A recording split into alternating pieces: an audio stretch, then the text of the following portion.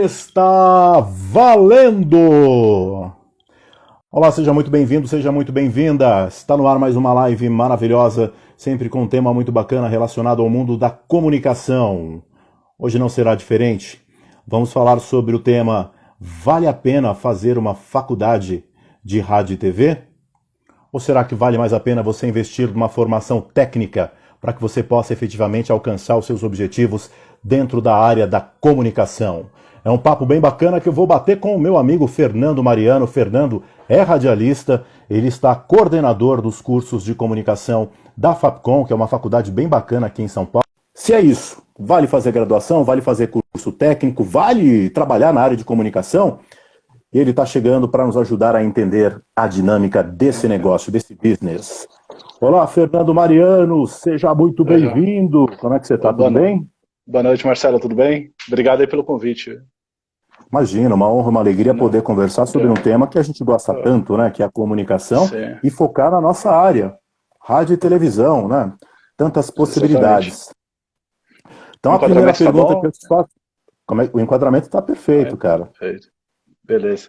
Então, vamos lá. Quero começar te perguntando o seguinte. Beleza, acabei de falar que você está coordenador do curso de comunicação da Fapcom. Então, para chegar a coordenador, posso deduzir que tem uma vida pregressa, aí tem toda uma história na comunicação para você chegar nesse posto. Então, eu queria que você se apresentasse e contasse um pouco por onde você já andou, o que você já fez na área da comunicação. Fala um pouco do Fernando Mariano, radialista. Bom, eu sou formado em Rádio e TV pela São Judas, sou da turma de 2002. Trabalhei em produtoras, trabalhei numa produtora ligada à TV Gazeta, no programa de televendas. Depois fui para o SBT, onde eu trabalhei na produção do Jornal do SBT, né, que é um programa que hoje não existe mais, mas o departamento ainda existe. Saí, fui trabalhar com vídeo na internet, isso lá em 2003, ainda bem no comecinho, né, dessas questões aí do mercado de vídeo para a internet. E depois voltei para o SBT para fazer Grammy Latino e o Ratinho, que foi uma produção que você também trabalhou, né? Então, a gente meio que trabalhou na mesma produção, mas em momentos diferentes. Né? Exatamente, temos essa história em comum aí, de expediente no Ratinho em 99 para 2000. Quando é que você passou por lá? Não, o Ratinho eu passei 2005 e 2006. Então, 5, 6 anos depois, né? O programa está no ar aí há muitos anos no SBT, né? Mais de 20, cara, né? E uma porrada de radialistas passaram por lá, o que é bem bacana. E aí você migrou para a área acadêmica, como é que é? Você migrou, a área acadêmica te encontrou e te puxou? Conta um pouquinho para a gente entender como é essa dinâmica. Então, foi meio que em paralelo, né? Enquanto estava ainda na faculdade, no terceiro ano, né? Eu fiz a faculdade que era anual, não era semestral, como a maior parte das faculdades hoje são, né? Entrou uma pessoa na turma, um cara mais velho, aluno, né? Mais velho. A gente pegou amizade logo de cara.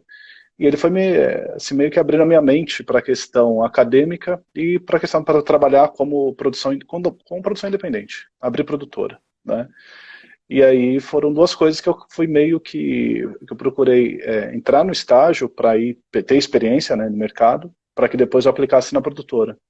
E em paralelo, quando eu terminei a faculdade, né, que aí foi nesse momento que estava no SBT, já ali como freelancer, né, no jornalismo, foi onde acabei optando em fazer pós, e as coisas foram meio que rodando assim, meio que em sequência, né? Porque eu terminei a pós em dezembro de 2004, quando chegou em final de janeiro de 2005, pintou o convite. Convite não, tinham 4 vagas abertas numa faculdade em Santo André, no UniA, foi onde eu comecei, né?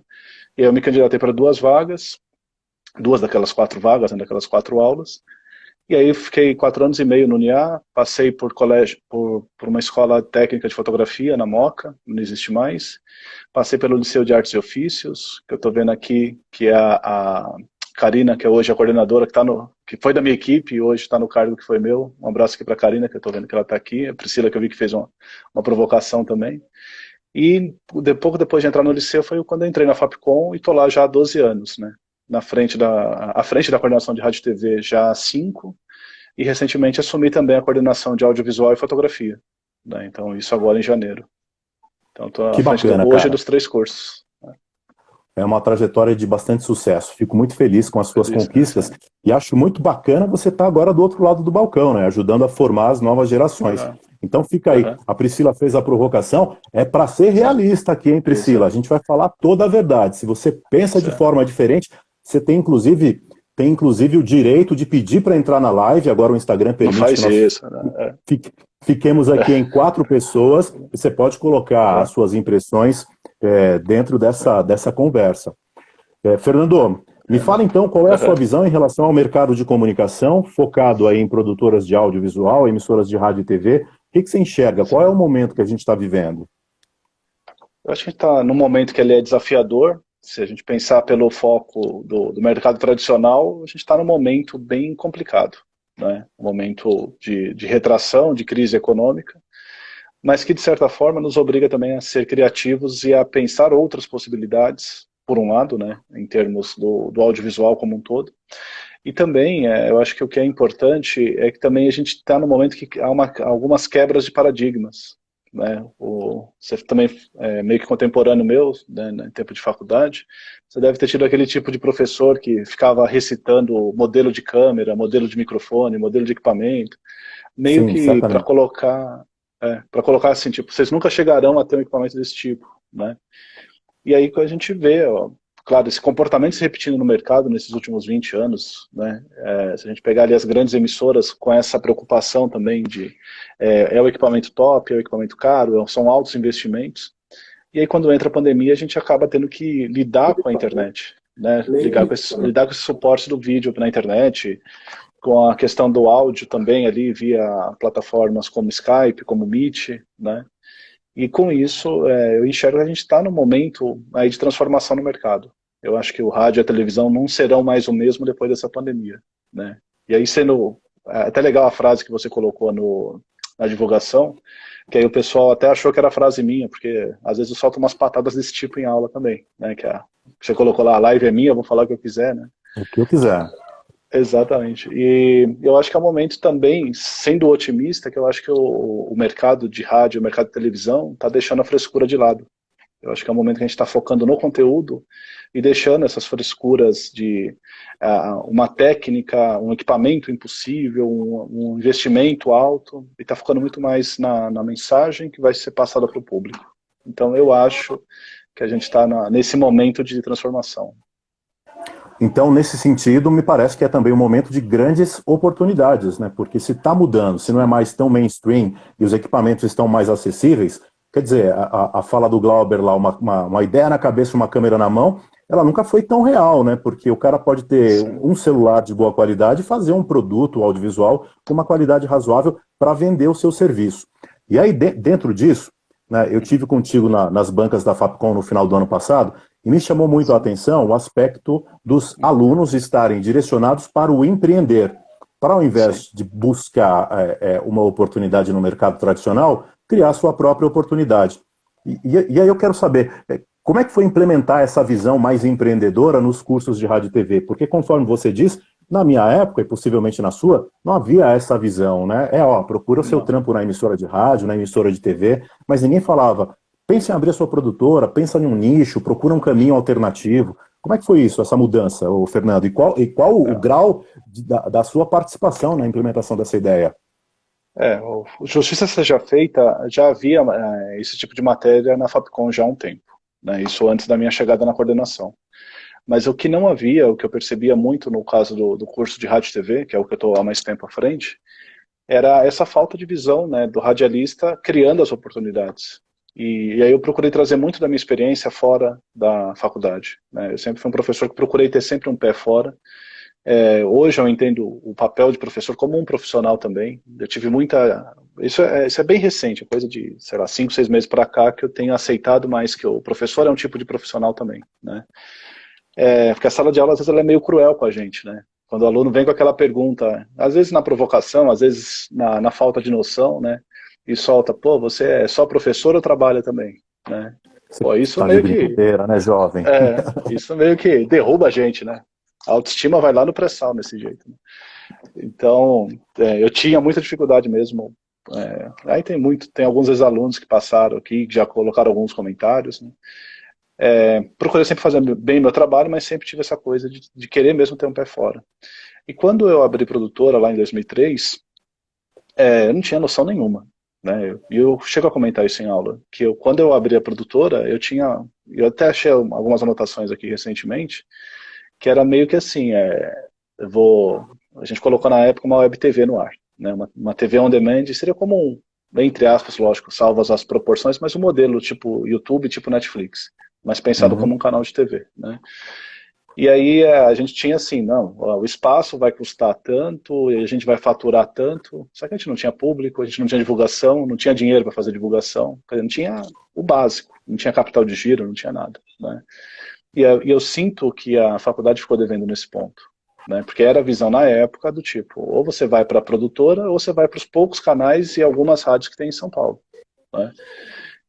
E aí não saía disso. E eu tive uma sócia que ela... E eu juro que não estou falando isso para criticá-la, né? Porque vai que ela assista a live. Mas ela, pela realidade de família que ela tinha, ela não poderia ousar do tipo, sair do emprego que ela era registrada como CLT, com todos os benefícios, e depois e entrar no estágio para ganhar metade ou menos da metade do salário que ela ganhava como CLT, né? E ela chegou a ter algumas oportunidades para fazer estágio, inclusive na única produção do SBT que é estável até hoje, que é a produção do Silvio Santos, e agora que ele já foi vacinado, então é agora que o homem não morre mesmo, né? E ela não aceitou, porque também faltou para ela a autoestima de procurar o conhecimento, né? A faculdade não, assim, formava na questão da comunicação, não estou criticando, outra São Judas, não é a São Judas de hoje, não tenho contato nenhum com a São Judas de hoje, mas a gente, por exemplo, não tinha na época matérias com foco na informática. E para trabalhar em produção ela precisava ali ter um conhecimento básico de Office. E ela não tinha isso nem no trabalho dela, nem na faculdade, né? E aí eu via essas dificuldades, né? Então, de alguns colegas, eu via algumas histórias de alunos. E aí quando eu cheguei para a coordenação foi onde para a minha própria história, né? De ter que procurar o Sebrae, de procurar outros órgãos, de estudar a administração de alguma forma, para poder de fato ali botar o negócio para funcionar, né? Então, quando eu vim para a coordenação, foi a experiência que eu trouxe à frente do curso, né? Então, porque eu já enxergava desde lá de 2003, né, como recém-formado, sem noção nenhuma, mas por outro lado, alguém que queria muito fazer. Eu já enxergava que a internet ia ser um grande mercado, ia ser o mercado, né? Não acho que a TV morre, não acho que o rádio morre, mas a internet cada vez mais abre possibilidades. E muito do que eu percebo também que na nossa época, né, Marcelo, quando a gente estava saindo da faculdade, você trabalhou na Rádio Cidade, trabalhou no SBT, né, eu trabalhei no SBT e na Gazeta, a gente tinha lá os 7 canais de TV, tinha as rádios e uma meia dúzia de produtora. Se não entrasse nessas 3 possibilidades, praticamente 4 anos jogado fora, né? E essa minha sócia, ela chegou depois, né, quando a gente já era sócios, ela chegou a trabalhar no Unibanco, que depois fundiu com o Itaú, né? E quando que, lá em 2004, 2005, um banco contrataria um radialista para atuar como radialista, né? E hoje as grandes empresas, as médias, até as pequenas, têm lá os seus departamentos de comunicação que precisa ter uma produção para o YouTube ou para redes sociais e que contrata o radialista. Então, eu acho que a gente está no momento, né, voltando até na pergunta anterior, e o porquê do empreendedorismo, também, né, amarrando as duas perguntas, que a gente não pode mais pensar o radialista ou o profissional, né, de rádio e televisão como o cara que ele vai entrar numa emissora e vai ficar 30 anos fazendo aquela mesma função e vai se aposentar, né? O mercado está muito dinâmico, muito atualizado, e o profissional ele tem que estar antenado com tudo isso, né? Certamente, então, né? ou na emissora ou fora. Dentro do que você comenta, né, e aí pensando nessa ideia de que toda grande empresa, toda média empresa, toda pequena empresa precisa fazer divulgação, ou ela vai montar um departamento, ou ela vai contratar uma produtora. E aí a gente tem realmente muitas oportunidades. Conforme você comentou, no meu início lá, na nossa época, cara, era isso mesmo. Algumas emissoras de rádio, poucos canais de TV e poucas produtoras de áudio e vídeo, né? Então, pouquíssimas oportunidades. E aí o cara ficava batendo cabeça, porque, pô, saiu da faculdade, né, fez o estágio, não foi efetivado, e agora, o que eu faço? E muitos, Fernando, dos meus companheiros aí de faculdade, muitos abandonaram esse mercado, né, tiveram que buscar outras alternativas, justamente por não encontrarem essa oportunidade do emprego, que era o que se desejava, né? Eu tô com 40 e poucos anos, né, e o desejo da minha família, dos meus pais, é que eu tivesse um emprego estável. né? E aí, quando a gente pensa na área da comunicação, essa estabilidade, ela é rara, porque é o que você disse, a pessoa não entra na empresa para ficar 30 anos. Exceções existem, claro, mas via de regra não. Me lembro de uma cena, ainda no SBT, Ricardo Matos. Ricardo era meu chegado de metodista. E aí eu tô andando pelos corredores e encontro ele parado, refletindo, com a mão na cintura. Falei, e aí, cara, o que aconteceu? Ele falou, a produção acabou. Eu falei, como assim a produção acabou? A produção acabou. Eu falei, e aí? Não, tá todo mundo na rua. Era o topa tudo por dinheiro que tinha chegado ao final. E aí não tem aquele espaço para remanejar, aproveita o cara numa outra possibilidade. Vai todo mundo para a rua. Isso vai efetivamente mexendo com a autoestima do profissional, porque você começa a se julgar, né? Caramba, será que eu tenho talento? Será que eu não tenho? Por que não deu certo? Por que isso? Por que aquilo? O que é muito ruim. E agora não, cara, a gente tem um mar, um oceano de oportunidades. De novo, né, com o celular na mão, o cara está produzindo, está vendendo conteúdo, está fazendo mídia para o YouTube, para as redes sociais, o que é muito legal. E empreender é de fato um caminho bem interessante. Mas eu quero te fazer então uma provocação. Porque quando a gente pensa no ensino superior, a gente está pensando aí numa faculdade que vai durar 4 anos. 4 anos da sua vida investidos ali num curso para que você tenha conhecimento suficiente para se aventurar no mercado de comunicação profissional. E em paralelo nós temos as formações técnicas, que resolvem questões pontuais. Então, o cara quer aprender a editar, ele faz um curso de edição, resolveu. Só que a formação técnica não dá o mesmo acesso, por exemplo, a um estágio na emissora de televisão que a graduação dá, né? Então, como é que você enxerga essas duas questões? Vale fazer os 4 anos de investimento e por quê? E vale fazer o curso técnico e por quê? Sim. Olha, o que eu vejo assim como não existe mais aquela figura de você entrar numa emissora e ficar 30 anos, eu acho que também não existe mais a figura do profissional que ele entra numa faculdade, fica 4 anos, ou 2 anos, ou 5, que seja, e acabou a formação dele, né? Eu acho que o que é legal do curso técnico é que ele permite essa atualização constante da formação, né?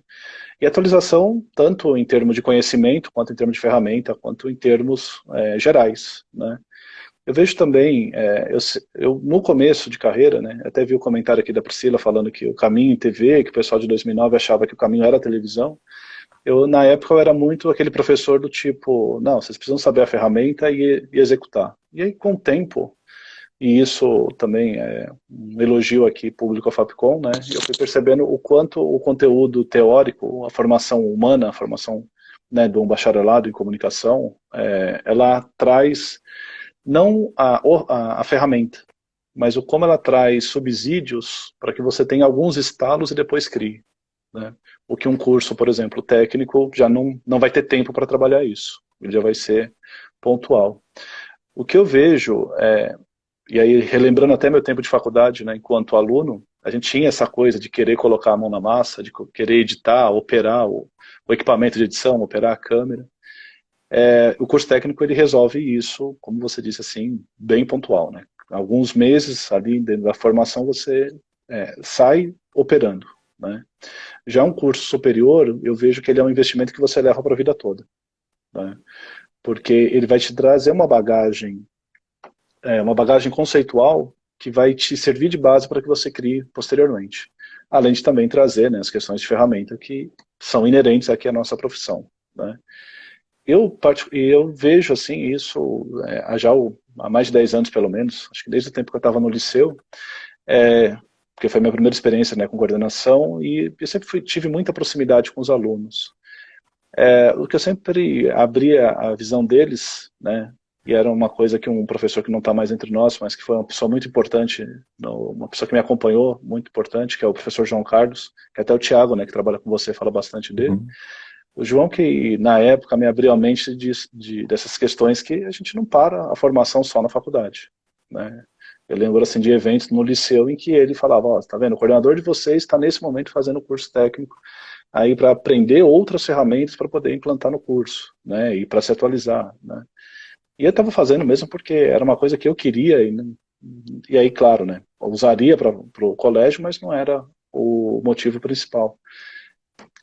Então, eu sempre procurei orientar os alunos nessa questão de que você tem uma trilha, né, em que aí você ou começa com técnico, ou você começa com o superior, ou você inverte, ou começa com um, depois completa com outro, tem a pós-graduação, e assim, enquanto você estiver ali na sua vida profissional, né, enquanto a aposentadoria não chegar, não dá para ficar para trás, né.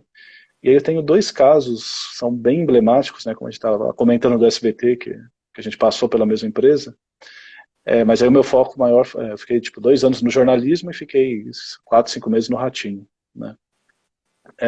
Eu até brinco em aula que foi o tempo suficiente para sujar o currículo, mas foi uma experiência muito rica, né.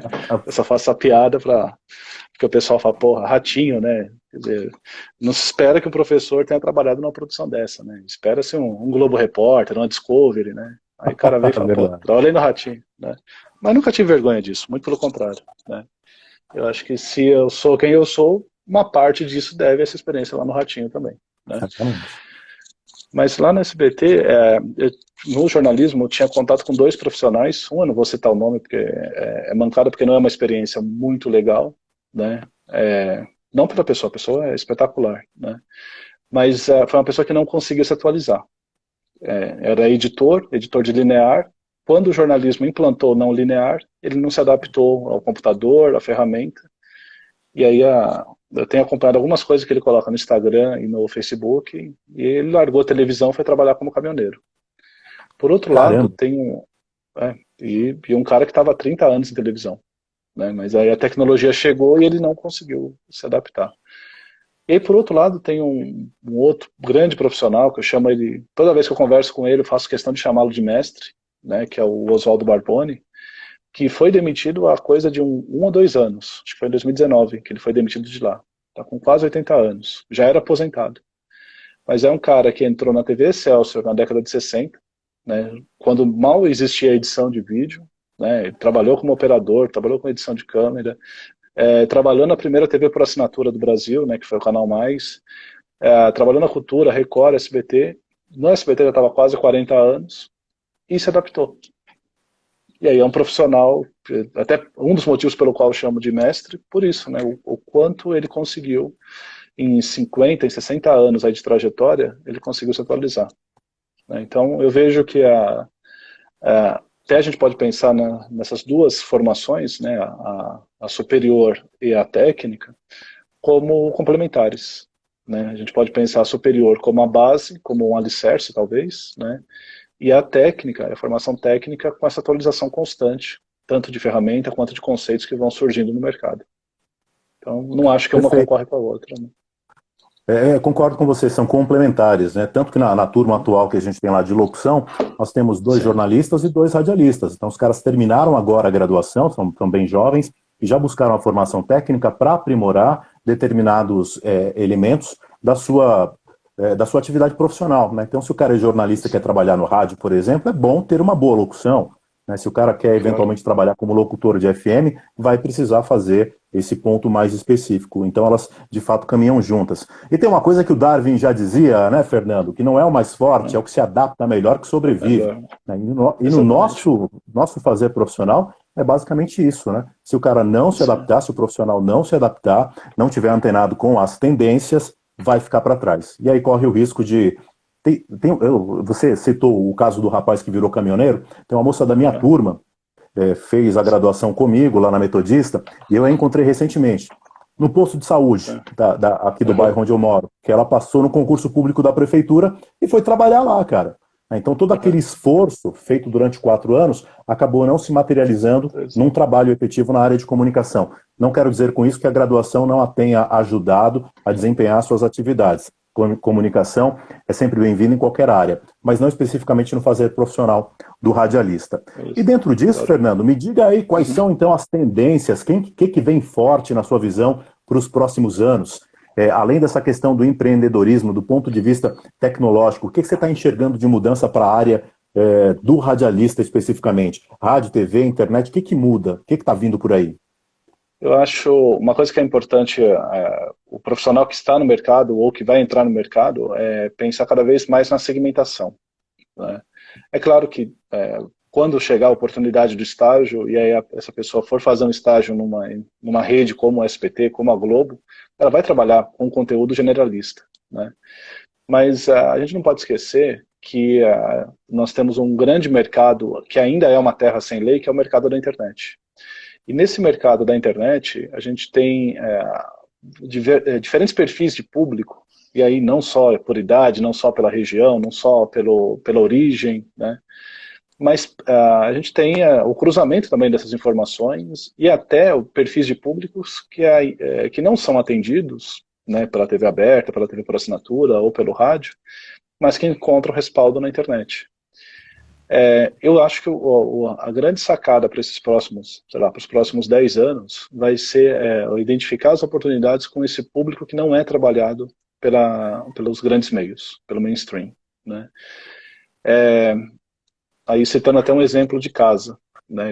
Recentemente eu estou bem mais próximo dos meus pais por algumas questões aí particulares que aconteceram de dezembro para cá, né? Passei um tempo lá com eles também, tudo. E aí eu comecei a ver que minha mãe, ela assiste duas senhoras, e aí foi a minha tia que faleceu esses dias, que indicou para ela, porque fazia crochê. Minha mãe tem cerca de 70 anos, né? E aí uma das senhoras que ela assiste mora no interior de Alagoas. Minha mãe adora a mulher, é uma comunicação super simples, grava até que bem, edita até que bem, né? Não tem firula, não tem nada, é simples, é arroz com feijão. E assim, prende a atenção de uma forma que eu parei para assistir junto com ela, né?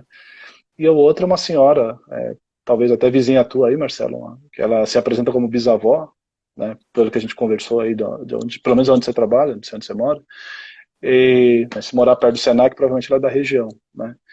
E também, assim, a mulher da Receita conversa, uma senhora um pouco mais, cerca de 80 anos ali, mas que também, sabe, quando eu olho o perfil, por exemplo, da minha mãe, e vejo que tem alguém na internet fazendo algo que chamou a atenção dela, quer dizer, minha mãe não está mais assistindo novela, minha mãe não está assistindo mais Casos de Família, não está assistindo mais a fofoca na Record, mas está vendo lá a senhora no interior da Alagoas, lá num balanço e conversando sobre a vida. Quer dizer, olha uma coisa tão simples, né, que talvez aqui, pelo exemplo, caramba, eles estão falando de isso é mercado? É mercado porque tem gente assistindo, Sem né? dúvida. Então, se tem alguém na outra ponta assistindo, se tem alguém consumindo, deve ser produzido, né? Então, Então eu acho que podemos cravar que vem aí, a gente pode chamar isso de micronichos, e os micronichos passarão a ser muito explorados, porque, claro, se tem alguém consumindo, tem alguém que quer vender para esse perfil de público. Você falou da senhora que faz crochê, né? Então uma marca de linhas, por exemplo, linhas e barbantes, poderia se interessar em usar esse canal para falar com o seu consumidor. Senhoras que fazem crochê, acho que a gente caminha para isso, é microsegmentação? Uhum. Aí seria talvez muito mais eficiente do que colocar a propaganda na novela das 8, das 9, né? Das 8 na nossa época, né? Agora na novela das 9. A gente está entregando a idade, né?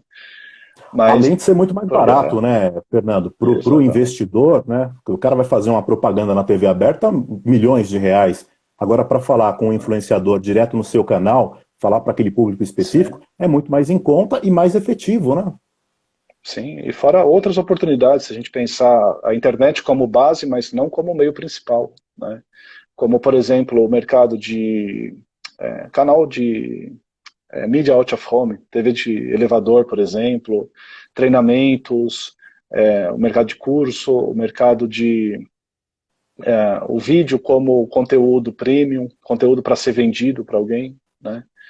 Eu acho que a gente não pode, né, quando fala a gente aqui, nós, né, radialistas, a gente não pode pensar o mercado com preconceito, né? E aí eu acho que é onde o ponto empreendedor ele acaba sendo muito importante, né? Porque do momento que, como você comentou lá, a frase do Glauber Rocha, né, é uma câmera na mão, uma ideia na cabeça. Hoje a câmera não está na mão, né, a câmera está no bolso. E ao estar no bolso a gente pode registrar e publicar de qualquer lugar, basicamente, né? Mas daí a gente pode pensar também diferentes possibilidades de negócio, né? Desde de quem gera conteúdo para vender a um custo baixo, né, como aula. Eu fiz um curso no Sebrae, e é legal que você trouxe um cara do Sebrae, né, 2 dias atrás. Eu não consegui acompanhar, não estava online, vou tentar ver depois. Mas o cara chegou com uma sacada lá, e é um cara que não tem nem informação, nem técnica, nem superior. Mas ele criou um modelo de negócio que eu chego, inclusive, a comentar disso em aula. Que ele criou uma TV pelo WhatsApp, né? Então ele grava vídeos curtos, ele negocia lá na comunidade em que ele mora em Heliópolis, não sei se existe ainda, tá? Mas na época, pelo menos que a gente fez o curso, ele tinha acho que 4 ou 5 listas de transmissão em que ele fazia a publicação dos vídeos. e estava vivendo disso. Né? Então, uma coisa simples, né? Um vídeo de 1 minuto no WhatsApp, que ele gravava com o celular dele, editava com o aplicativo e distribuía. Né? E aí, se tem alguém que... Não, e aí, não, claro, não estou discriminando, mas se tem alguém fazendo que não tem estudo, que viu a tecnologia e fez, um profissional com uma formação técnica ou com uma formação superior consegue fazer, né, com muito mais bagagem, com muito mais qualidade técnica. Então, eu acho que enxergar o mercado, é um mercado que está em crise, as emissoras estão demitindo, sim, tem tudo isso, né, mas e o fora disso? Né? E a internet, os micropúblicos, né, como a gente estava comentando, e as outras possibilidades que a gente pode pensar, usar a criatividade ali para resolver problemas ou de comunicação ou até mesmo para criar públicos, né?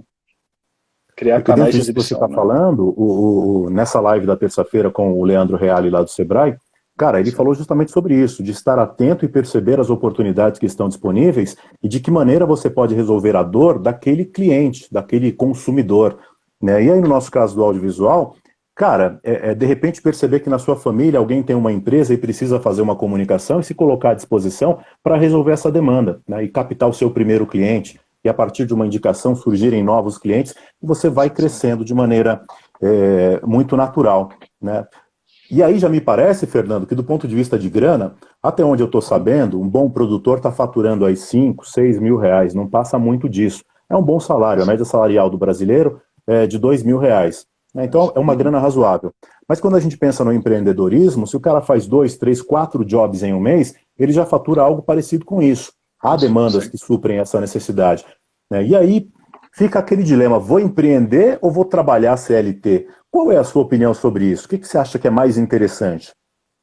Eu acho. Bom, aí é opinião pessoal ou opinião profissional?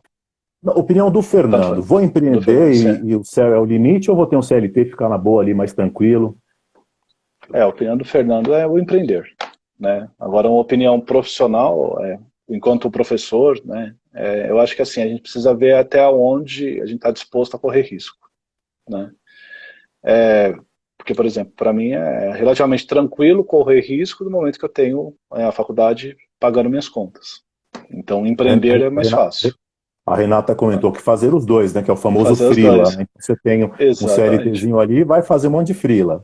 Até inverter a curva, né? Até o momento que o freela, né, ou que o fora compensa ou supera o CLT, né? Eu acho que é o caminho Muitas aí. agências de comunicação surgem disso, né? O cara começa a fazer um monte de Sim, freela, chega uma hora que ele não dá conta, ele chama um cara para fazer com ele, aí de repente, pronto, tem 6 pessoas numa sala, virou uma agência. sim, sim. Eu acho que a gente só não dá, e aí por isso que eu perguntei, né? Se como professor, ou como profissional, ou como pessoa física, né? Porque enquanto pessoa física eu acho que vale a pena correr o risco, né? Evidente que dentro de uma certa margem, por exemplo, eu tenho uma filha, então eu não vou poder largar tudo e só empreender, né? Tem que ter essa segurança. Agora, eu acho assim, eu enquanto professor, enquanto coordenador, eu não posso falar, tipo, você deve empreender, se a pessoa não está disposta a correr esse risco, né? Então eu acho que é algo que cada um precisa ver, né, até onde está disposto a correr o risco. O CLT é seguro, mas vai te dar uma garantia, de certa forma, limitada, né? É um teto que dificilmente você vai passar daquele teto, ou vai ter que mudar de empresa e tentar numa dessa superar, né? Mas por outro lado também te segura em outras questões, ali como fundo de garantia, como plano de saúde. Então precisa ver, acho que até que ponto. Aí volta lá no caso da minha ex-sócia, né? Em que não podia porque sustentava a casa, porque tinha plano de saúde, o plano de saúde ajudava os pais, ajudava ela, e aí não podia largar tudo para mergulhar de cabeça no empreendedorismo. Né? Então, aí, cara, que vem a minha reflexão sobre se de repente a pessoa ainda está morando com os pais, tem 20 e Uhum. poucos anos, está começando a carreira, talvez ela tenha mais margem para correr esse risco. Sim, Daí a minha fala de incentivo, e de novo, a minha surpresa com as propostas de TCC lá da Fapcom, que a galera pensando, não, vou criar aqui a minha agência, a minha produtora e vou atender uma demanda de mercado. Né? Então, nesse sentido, você não acha que é válido um incentivo para o jovem que está nessa situação de conforto buscar o empreendedorismo? nesse Antes de pensar, quero assim, trabalhar no SBT, na Globo tal, não, quero ter a minha produtora. uhum. Nesse caso específico, né, de você ter um suporte familiar que te garante enquanto as coisas não ficarem 100%, sim. Eu já tive outras situações, e aí o que eu acho legal, e uma coisa que também eu oriento quando chega esse tipo de pergunta, né, ou como professor ou como coordenador, é novamente pensar a vida como uma série de etapas, pensar como um jogo, né? Então, para ousar do tipo, sair de um CLT para ir para abrir empresa, para ser um PJ, né? Eu acho que é importante a pessoa estar bem, ter uma reserva boa para isso, né? Então, reserva financeira boa para isso, para não se iludir e depois sair por aí do tipo, não deu certo, é, é arriscado, o mercado é cruel. É cruel porque talvez a pessoa não se preparou como deveria, né? E aí não teve fôlego para seguir.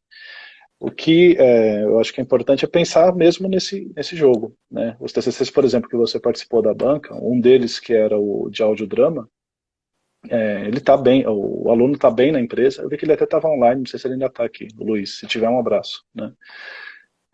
E aí a ideia é que roda em paralelo. A gente chegou a conversar bastante, ficou até de conversar depois, né, da conclusão do curso sobre o futuro, né, da proposta dele.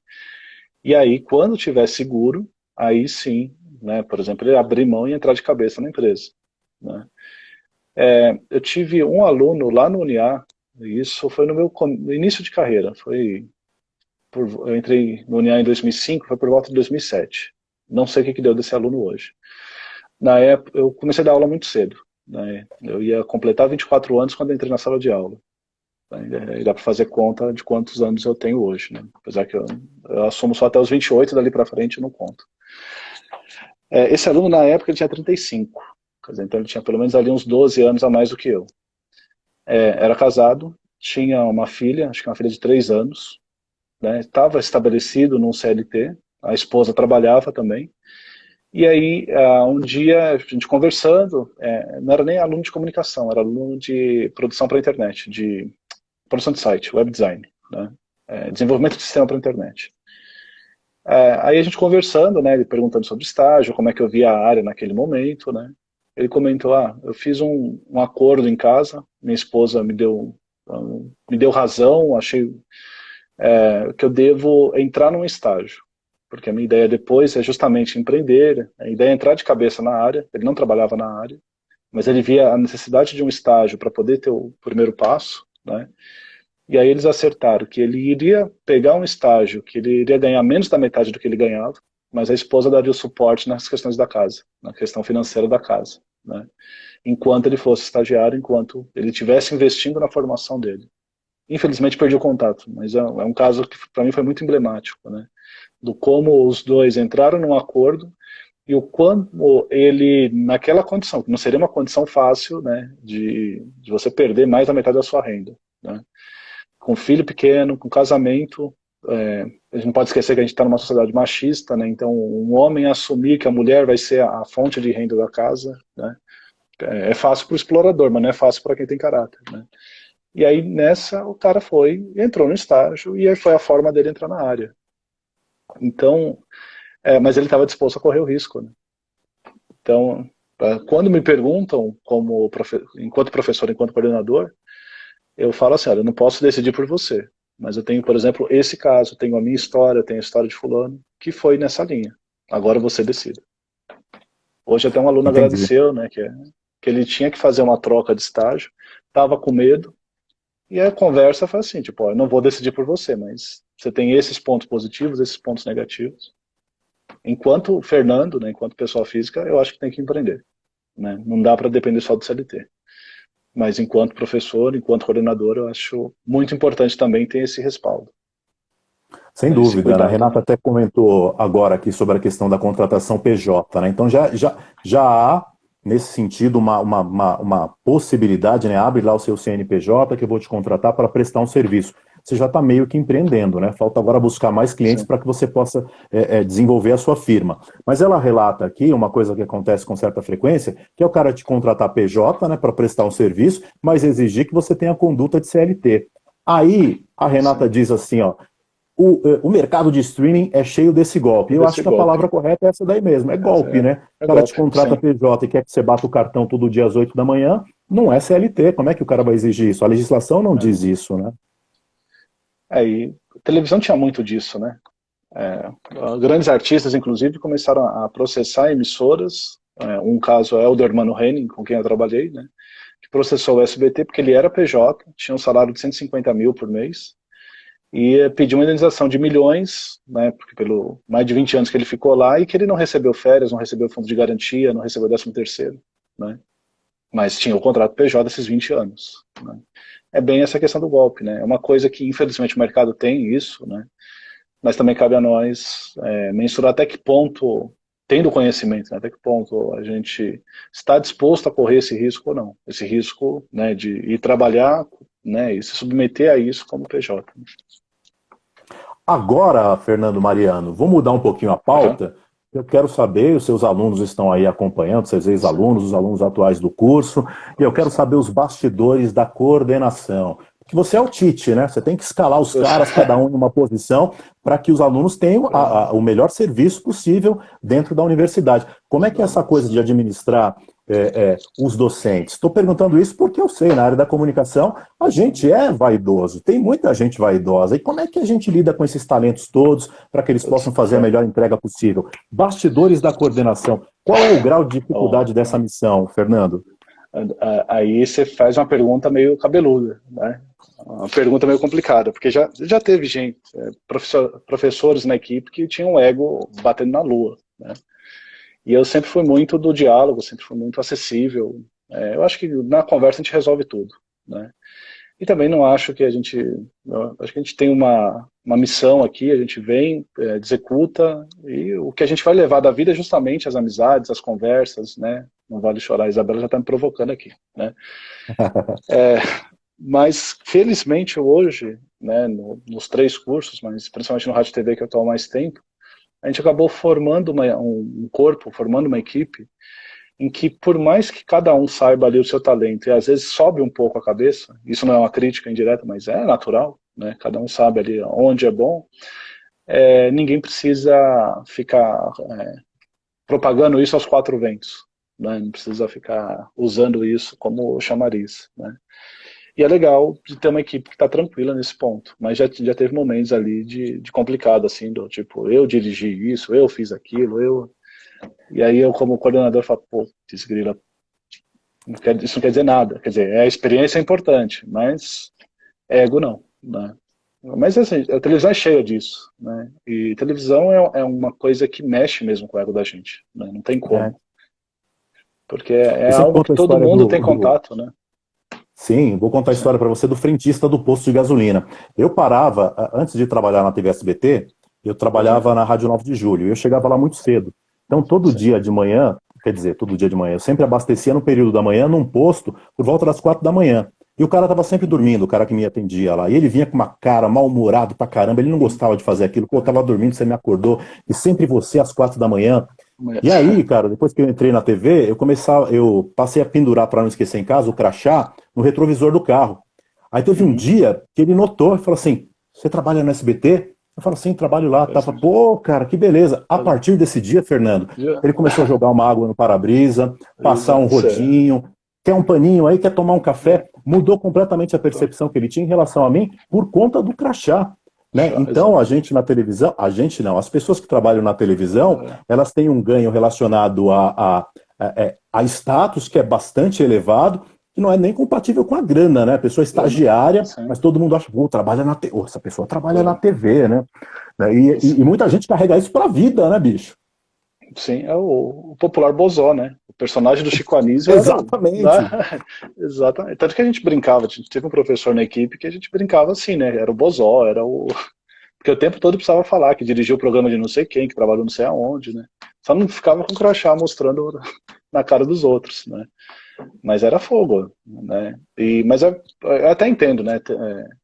Uma vez eu estava no Switcher do Jornal do SBT, não lembro se já como freelancer ou ainda como estagiário, provavelmente já como freelancer. E estava ajudando a colocar o jornal no ar. Né? Inclusive naquela época, provavelmente foi como freelancer, porque enquanto estagiário eu saía às 9 e o jornal entrava meia-noite. Então só de final de semana mesmo que eu participava do jornal até o final. E aí, assim, meio que veio uma visão, né? Porque a família do meu pai é do litoral, e aí de repente tipo, veio uma visão do tipo, meu tio, inclusive você parece muito com ele. Né? Só um comentário aleatório aqui, que é natural, eu faço assim, ó. Né? Mas aí o meu tio, não sei nem se ele assistiu o jornal, mas meio, sabe aquelas visões, né? De repente ele tá agora deitado, né, de cueca, assistindo o jornal que eu tô colocando no ar. aí bate um puto orgulho, né? Tipo, que legal, né? Mas ele tem que ter esse cuidado de para não ficar o bozó, né? Para não ficar o chegar na festa da família, tipo, chegou a autoridade, né? Chegou. Mas isso, eu acho que na formação que eu tive em casa, né, nunca. Muito pelo contrário, né? Meus pais sempre foram da linha do tipo, você não é melhor que ninguém, então vai, faz o seu, agradece e vai embora. Né? Não... Porque no fim das contas é um trabalho como outro qualquer, né? O Caio tá Sim. puto, falou aqui, ó, e ego de aluno que se acha o próximo Woody Allen. Tem muito, Mas Caio. tem. Tem. A gente respira fundo. No, com o tempo, né? Já são 16 anos na sala de aula, a gente vai percebendo que muitas. Não é o caso do Caio. Caio é um aluno muito bom, precisa voltar para concluir o curso, né? Luiz, olha o que você vai falar aí, hein? É, eu sabia que era isso. Né? Mas tem aluno que realmente se acha ali, o Spielberg se acham, né? Mas às vezes é carência, né? Às vezes é alguma coisa que, né, no fim, o que quer é a atenção, né? Então, foram coisas que com o tempo de sala de aula a gente vai aprendendo, né? Então, quando Então, vem nesse assim, sentido, eu acho que o erro comenta com a gente. é confrontar, né? Comenta com a gente na sua visão, Fernando, com essas mudanças É, de cenário, com os alunos com mais informações, com acesso às formações técnicas previamente. Como é que você enxerga o futuro da educação superior, pensando na nossa área? O que vem pela frente? Como é que a gente. Pandemia, né? Então a aula migrou para a tela. Como é que foi esse processo para vocês na Fapcom e como é que você enxerga daqui para frente? Então vamos imaginar que aconteceu a vacinação. Beleza, as coisas sim. voltaram a abrir e voltamos a operar com certa normalidade. A gente volta 100% para o presencial? A área da educação vai ser muito afetada? Qual é a sua visão em relação a isso? Tem uma tendência, uma discussão, né, pelo menos ali no SEMESP, que é o Sindicato das Mantenedoras, de um modelo híbrido entre o remoto e o presencial. A prática presencial, o remoto, o teórico ficar no remoto ainda por um tempo. Né? Não sei, eu acho que isso vai depender muito das instituições. É lógico que tem instituição que está doida para fazer isso, porque no online coloca ali 100, 200, 300 alunos com um único professor, e, né, ao invés de dividir com 3, 4. Né? Então, isso já dá uma baita de uma economia. Não, isso eu acho que é uma possibilidade. Eu vi que o Wilton está aqui também. O Wilton é um cara legal porque ele foi da minha primeira turma na Fapcom. Ele estava na minha primeira aula 12 anos atrás. E o Wilton trabalhou com o Barbone também. Então não sei se ele estava aqui na hora que eu falei do Barbone, mas é um cara que até também dá um orgulho porque compartilhou ali da experiência que eu, enquanto estagiário, enquanto recém-formado, tive ao trabalhar com ele. Né? Então, só deixar registrado isso também. Quanto à tua outra pergunta, né, do aluno que sabe mais do que a gente, isso acho que é natural, né? Que a gente vem muito com a realidade das áreas que são mais consolidadas, como a medicina, como o direito, como, de certa forma, a ADM. A ADM acho que ainda é meio que discutível, né? Porque não dá para um estudante de medicina saber mais do que o médico que está ali dando aula, né? Mas não tem como, se o professor não se atualizar, um professor de comunicação, um professor de ADM, um professor de informática, não tem como ele saber mais do que o aluno se o aluno foi atrás da informação. Né? Então, eu acho que é um ponto em que, como coordenador, a gente meio que acaba tendo que mediar conflitos. Né? Então, é o momento que a gente precisa sentar com o aluno e falar, ó, não é a ferramenta, é o processo. Não é o programa de edição, mas o processo de edição. Porque o programa passa, o processo fica. Né? O raciocínio que está por trás do processo fica. Né? Então, o que está... acho que era a Renata que fez um comentário. Mas eu acho que é isso, né? É um lado, entre aspas, ruim, mas num bom sentido, da área de comunicação, né? Principalmente quando envolve ferramenta ou quando envolve processos práticos. Posso estar errado, mas em 16 anos eu nunca vi, e aí tem vários ex-alunos aqui que possam me discordar ou concordar comigo, mas eu nunca vi um aluno chegar numa aula teórica, numa aula tipo teoria da comunicação, tipo filosofia de alguma coisa, e peitar o professor porque o professor sabe menos do que ele.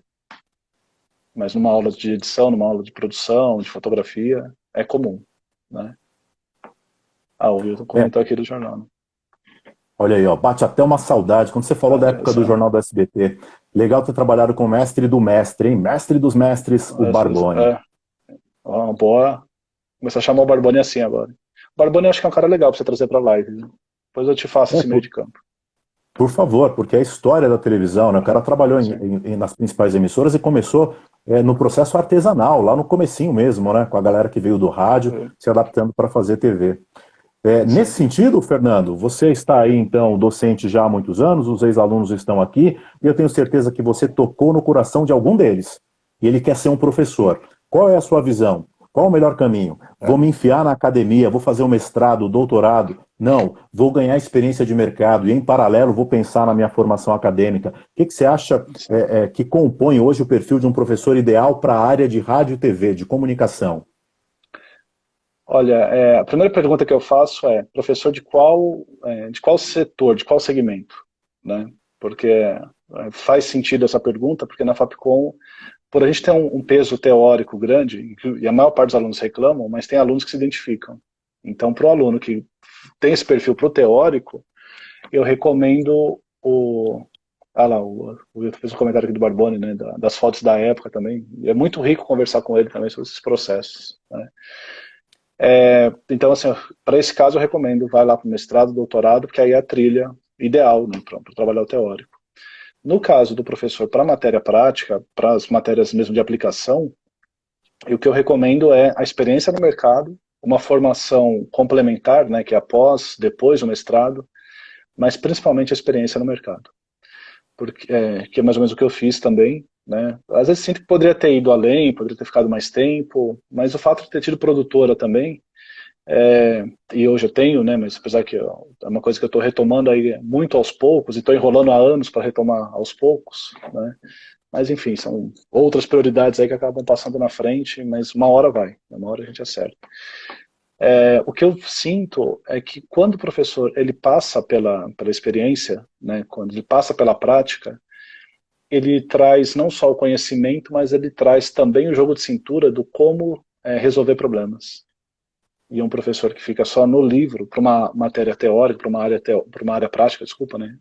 Eu acho que aí o livro não resolve. O que resolve mesmo é o jogo de cintura, é o que viveu e como. Não tem como. Quando você trabalha com rádio ou com televisão, o teu jeito de pensar muda, né? Inclusive, eu venho de uma outra área antes, porque eu fiz formação técnica, né, de nível médio em informática. E aí, assim, eu tive na época lógica de programação. Na Fapcom a gente tem a matéria de lógica, e a maioria dos alunos reclama do porquê, agora menos, mas no passado reclamava pra caramba do porquê lógica num curso de comunicação. Mas o processo de você produzir um programa nada mais é do que um processo de lógica. Você tem um horário para o programa entrar no ar, você tem um conteúdo, você precisa ter lá o convidado, você tem que buscar o convidado. Esse passo a passo é lógica, né? O qual tema, o senso de oportunidade de você definir um tema ou outro, faz parte da lógica. É que talvez a forma como o professor aborde não seja aplicado à rádio e TV, mas o conhecimento é o mesmo. Assim como eu tive em informática, não tive na faculdade, mas tive em informática, e quando eu entrei na edição do Liquida Mix, ok, assim, usava a lógica um pouco ali, né, do tipo, faz o corte aqui, ali, coloca, o anúncio da Uriart Baby, que era uma loja de produto para criança, depois a Invel, que era de massagem lá para as pessoas emagrecerem, depois, sei lá, né. Mas quando eu fui fazer estágio no Jornal do SBT, aí a ficha caiu. Pô, a edição é lógica, não tem separação, né, uma coisa da outra.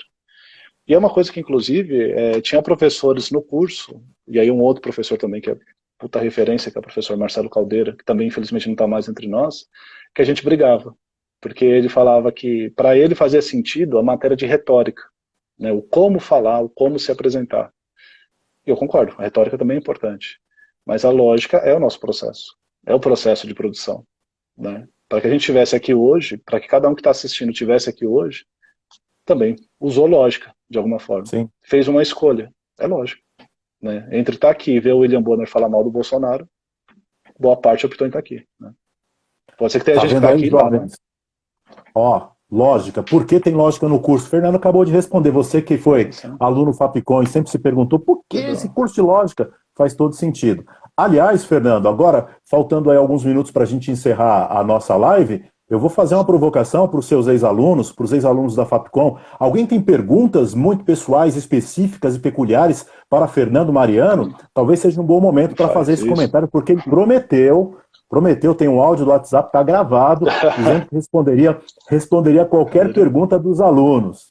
O Wilton está comentando, Fernando, faz uns 6 anos que migrei para a área de cinema, como compositor de efeitos visuais na O2. Acredito que a base que tive com o curso de rádio e TV foi fundamental para o lugar que estou hoje na área. Ótimo, Wilton, um excelente depoimento, né? O cara está numa das grandes produtoras, trabalhando com pós-produção, mas a base veio do curso de rádio e televisão. Foi o Wilton, eu cheguei a visitá-lo na O2, lá no início, né, Wilton? Logo que eu tinha assumido a coordenação, foi eu e o Caldeira visitá-lo. O Wilton também trabalhou com não sei se trabalha ainda, mas trabalhou com outros profissionais que foram importantes na minha trajetória, como é o Maurão, que trabalhou comigo na produtora, né? Então é legal como, de certa forma, o mercado é pequeno, né, e isso pode parecer ruim, mas é legal ver que um aluno está cercado dos bons, né, como o Barbone, como o Maurão e como tantos outros aí. A gente acaba esbarrando aí no mercado. O tempo todo, né? Eu costumo brincar que o mercado é uma kitnet. Ô, Wilton, você trabalha lá com o Lula? Você trabalha com o Lula, Luiz Inácio Barraghi, trabalha contigo na O2? Esse cara foi estagiário comigo e com o professor Eric Vieira, numa emissora de rádio há muitos anos. Eu sei que ele está lá na O2, coordenando o time de pós-produção. Talvez o Wilton conheça. A Renata disse... Caldeira era um cara incrível. O Caldeira, gente, eu não tive a oportunidade de conhecê-lo, mas eu já ouvi tanta gente falando bem do Caldeira que é como se eu o conhecesse e por ele tivesse grande estima, porque todo mundo que fala, fala muito bem. Me conta aí um pouco mais, Fernando. Quem era esse cara, o Caldeira, que impactou tantas vidas? O Caldeira era, acho que o típico radialista, o típico... A gente pode falar algumas palavras um pouco mais chulas, né? Era o típico porra louca, né? Magrelão, altão, desencanado de tudo, mas um cara de um coração incrível, assim, um cara que ensinava pelo exemplo, né? Trabalhei 10 anos, pelo menos, com o Caldeira, desses 12 na Fapcom. Era um cara que, entre escolher, por exemplo, bajular coordenador e conversar com o pessoal da faxina, ele estava na faxina. Apesar que eu também, né? Entre bajular um diretor e conversar com o pessoal da faxina, eu prefiro o pessoal da faxina. Talvez eu aprendi com ele também, com outras pessoas, com o próprio Barbone, que a gente falou aí, né? O Caldeira, como a Renata falou aqui, parecia doido, mas era o doido do bem, era um cara, assim, um gênio, um cara à frente mesmo, um cara... Bom, Renata, se você me permitir, eu vou roubar essa sua fala aqui para colocar na minha lápide, hein? Ele parecia doido, mas era genial. Mas era genial. Baita definição, demais. Essa frase é perfeita, né? Não tinha certo e errado. Ele deixava arriscar, exatamente. E não era um cara que não tinha melindre. Era um cara que fez muito em televisão. É um cara que contava abertamente as histórias. Algumas impagáveis, algumas impublicáveis, né? Coça a língua aqui para soltar algumas fofocas, né, que ele contava pra gente. Não vou fazer isso, não vou estragar a sua live, né? Mas era um cara que, putz, é um cara que faz falta assim todo dia, sabe? Para mim, era o irmão mais velho, dentro não só do trabalho, mas fora também, né? Era um cara que quando morreu, bateu uma coisa ruim, do tipo, e agora? Com quem que eu vou me aconselhar? Quem que vai me trazer assim, daquele choque de realidade, falar, é assim, ô seu louco, né? Tipo, ele dava uns esporros meio assim, né? Aquela voz grossa que ele tinha, né? E a gente discutia, a gente brigava não, né? Era difícil brigar com o Caldeira, né? Até porque em situações de conflito, o Caldeira era daquele típico FDP que partia para ironia. Nunca aconteceu comigo, mas eu via ele fazer isso com outros, né? Era tipo dois irmãos brigando que um começa a fazer picuinha pro outro, né? Esse era o Caldeira, né? Mas assim, um cara que quando bateram no meu carro, ele ficou até quase meia-noite ali me ajudando a fechar a passar a corda para travar o porta-mala do carro. Até quando ele morreu, eu escrevi um texto e citava um dos casos que eu citava. A gente nem era tão amigo, ele passou do lado da maternidade, onde minha filha nasceu, e ficou gritando lá para me dar parabéns, né? E nem tinha essa amizade toda como, né, tinha quando ele faleceu, né? Tipo, trabalhava com ele há 1 ano. Então, é um cara que eu acho que talvez muito do meu jeito muito da forma como eu levo a coordenação, muito, claro, não vou negar que vem da família, não vou negar que tem, né, questões que são minhas mesmo, mas eu acho que pessoas como o Barbone, como o João Carlos e como o Caldeira são pessoas que entraram na minha vida assim e, sabe, tiveram mais de 50% no mínimo aí de contribuição para ser o que eu sou hoje, né? Então, se o pessoal está aqui brincando, sacaneando comigo e tal, eu devo a esses caras, né? Eu devo a esses mestres, né?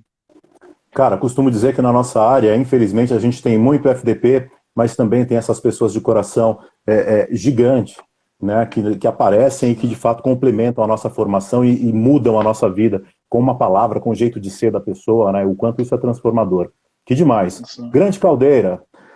O Wilton está comentando aqui rapidamente, o Lula é um dos coordenadores da pós. O Wilton, fala pro Lula, fala, Lula, estava assistindo ontem uma live do Fernando Mariano com o Marcelo Nascimento, trabalhou com você na Rádio Cidade. Ele vai chorar, vai às lágrimas quando você... O Eric me contou umas histórias aí da Rádio Cidade. Aí, opa, guarda. É. Guarda porque eu tenho uma reputação. Reputação, veja lá, Fernando Mariano. Não, é que vocês recebiam os materiais, assim, umas fotos. Bom, enfim, falei demais. O Eric, ele era muito bom. A gente tinha um ticket de refeição lá que era bem gordinho. E o Eric era muito bom em pedir pizza, porque era bizarro. Sempre que chegavam as pizzas, vinha uma caixinha com os mimos para ele. Uma esfirra de chocolate, um docinho, tal, porque ele era muito bom de papo ao telefone. Então ele era o cara escalado para fazer os pedidos aí da galera da madrugada na Rádio Cidade. É o charme carioca, né? Charme carioca, exatamente. Ele é o poste, né? Bom de papo esse jovem. Exatamente. Ó, a Renata já sugere aqui, marquem a parte 2 dessa live. A gente vai voltar a falar sobre temas relacionados à comunicação muito em breve. Então, ó, depois de 60 minutos de papo, Fernando, só quero te agradecer demais por ter aceitado aí esse convite para bater um papo sobre um tema que a gente gosta tanto, que é a comunicação, que é o universo de rádio e televisão, que é a educação. Muito legal. Acho que foi bem bacana, a galera interagiu bastante. E um prazer, uma alegria poder falar contigo, né, saber mais da sua trajetória. Conforme sugeriu a Renata, vamos agendar então a parte 2 desse papo. Movido a fofoca, parte 2? Segunda última frase. Os bastidores, né? Eu queria te agradecer, Marcelo, por essa oportunidade. Quando quiser marcar, toda terça e quinta está tranquilo para mim, são dias que não tem aula, né? Agradecer também aí os alunos que entraram, os amigos que entraram, o pessoal da equipe também, tô vendo que o Lucas entrou, não vi se o Eric entrou, porque a gente estava esperando se o Eric ia entrar também ou não, né? E eu fico muito feliz, assim, que é meio que um momento, né, que a gente faz meio que uma análise da vida, né, dessa nossa trajetória, né? E acho que pelo momento também que eu tô, tô há uma semana do meu aniversário, aí uma data meio marcante pelo número do ano, né? O número da idade que eu vou completar.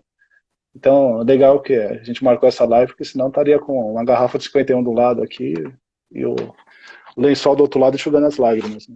Então, eu te agradecer aí também por essa oportunidade.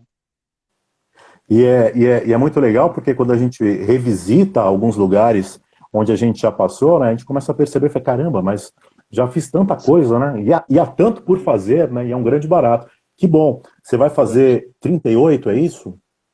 Um pouco mais, mas 28, né? Você sabe que eu tô na sua também. Quando a pessoa pergunta que idade eu tenho, eu digo, eu nasci em 77, portanto eu tenho 38 anos. Aí a pessoa dá uma pensada assim, mas normalmente passa batido, ninguém faz a conta, né? Também estou mentindo a idade, né? Fica difícil, né? Fica difícil. Mas a Priscila errou por 10, né?